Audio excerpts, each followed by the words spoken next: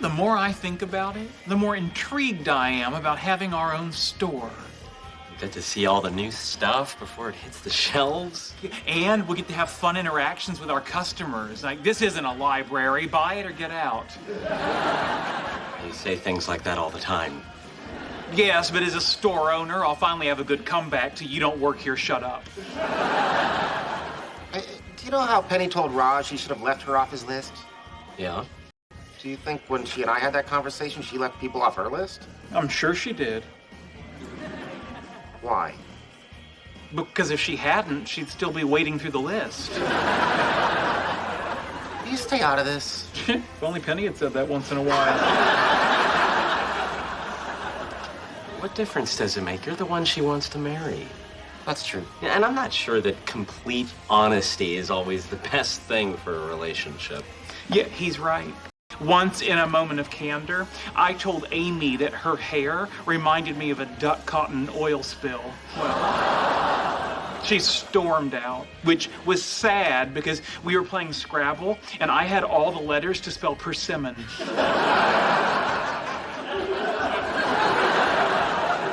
Why are you even part of this conversation? You don't know anything about women. I know that if I had a wife or a fiance, I'd ask her first before I invested money in a comic book store.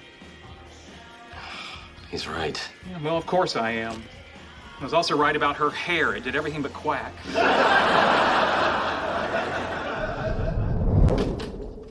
All right. Oh, this is already better. There are far fewer distractions in here. Plus, this is where our minds are conditioned to focus on work. So, I've been thinking about the hoverboards, and maybe there's a way we could use maglev technology. Or if we could figure out a way to supercool the materials, we could utilize quantum coupling. Well, I wonder if anyone's tried that. Go online and look it up. I can't argue with him. It's right there on the screen. Austria does look like a wiener. That's nothing, dude. Go check out how hung Florida is. I'm sure Mrs. Florida's walking funny. Can we get back to work? Yeah, he's right. Oh, here's a thought. What if we use some form of operant conditioning techniques to keep us from getting off topic?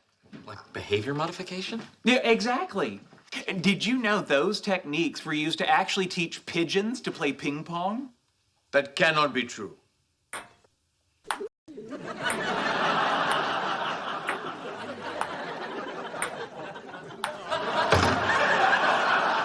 Hey, it was match point. Some psychologists perform operant conditioning with punishment. Maybe we can come up with a punishment for straying off topic. Not getting to see who wins at pigeon ping pong comes to mind. We could snap a rubber band on our wrists every time we get sidetracked. Not bad. You know, in medieval times, idle chatter was punished with a device called the scold's bridle. It's an iron cage that's locked around the head and pierces the tongue. If only we had one. Oh, I'll check Amazon.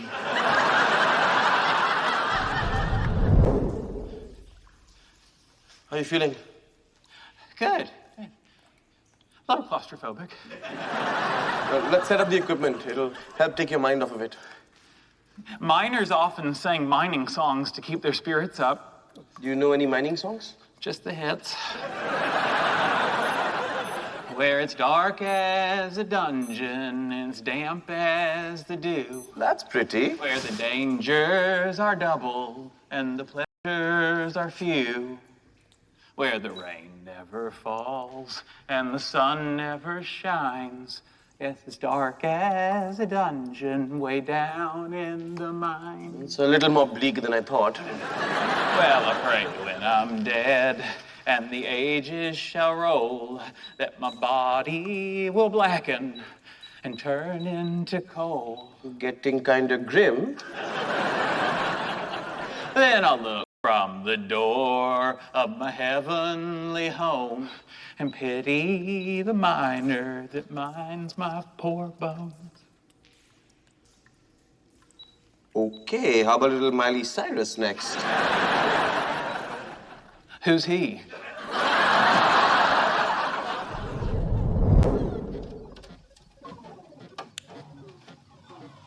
Oh my God. Leonard, I was wrong. Heaven does exist. And it's in the basement of a urologist's house in Sherman Oaks. Welcome to my fortress of solitude. This is where I go to get away from all my other solitude. Come on, it's a replica. Original. Oh, I think I just cheated on my wife. The gun from Hellboy. Yep. How did you get it? Bought it at auction. Oh, I was hoping for a juicy tidbit about Ron Perlman's testicles. Oliver, I'm gonna play bingo. Okay, Mother. Have fun. Still lives with his mom. Yikes, right? Yeah, I'm not quite sure how to respond. Wow, Donkey Kong. This was my game when I was a kid. Because it's a story of a pretty blonde girl tirelessly pursued by a small, oddly shaped man. No, because I liked it. Now, don't get defensive. You're oddly shaped, but you got the girl.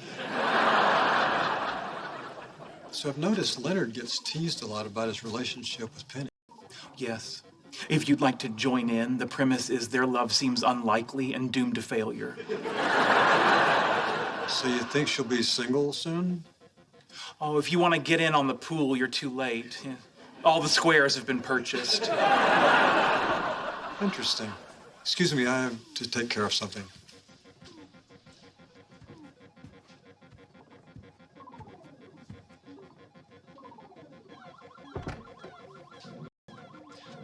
Leonard, as your friend, I feel I should tell you something. What? I'm still upset about that peanut sauce. Oh, I'll text Stuart. Let him know we're close. That's a neat tattoo. Oh, thanks. It's Sally from Nightmare Before Christmas. Oh, that movie's so cute. Do you like her because you both have red hair? A little, but more that she's covered in scars and can pull her own limbs off and sew them back on. I like Cinderella. Did you know in the original book, the sisters cut off their toes with knives in order to fit in the glass slipper? I like Bibbidi Bobbidi Boo. Hey, here comes Stuart and his date. Oh, she's cute. Oh my God. What? That's Jeannie. That's Jeannie? Who's Jeannie? Don't say it. That's Howard's cousin that he had sex with. She's my second cousin. We were 15. I just said don't say it. No, it's okay. He told me that story a long time ago. Right. It was our first date. There was an awkward silence. What was I supposed to say?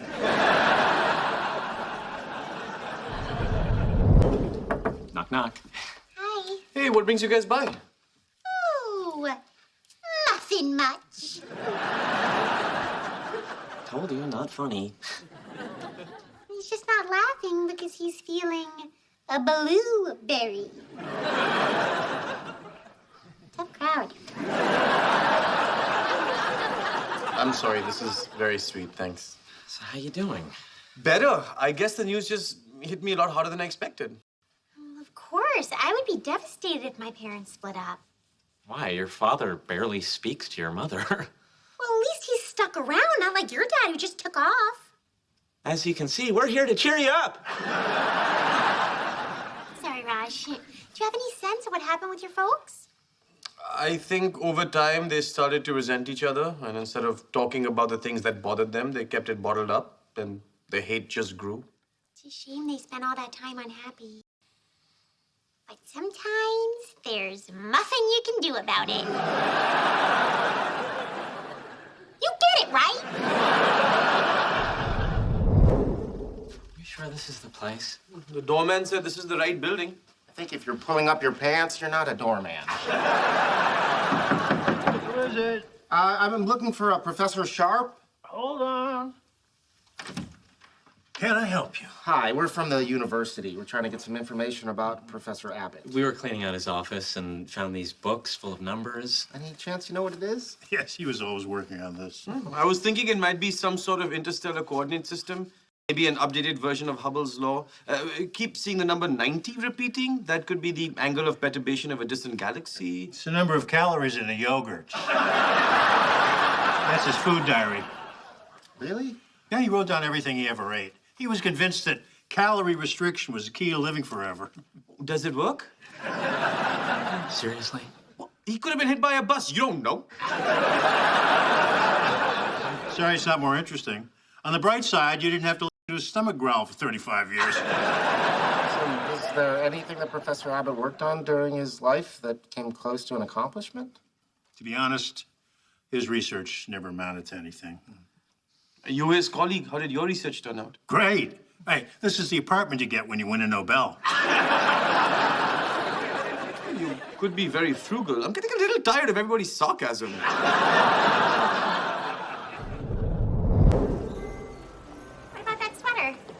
No, it's not good enough. It has to be perfect. I think the nicest gifts I've got from Howie show how well he knows me. Well, let's see. What do I know about Amy? She loves medieval literature. Chaucer's her favorite. And her eyes sparkle when she watches old French movies. And I enjoy how harp music causes her fingers to dance as if she's playing along. Wow, you really do love her. I do. Now let's find the kind of gift that makes her feel small and worthless.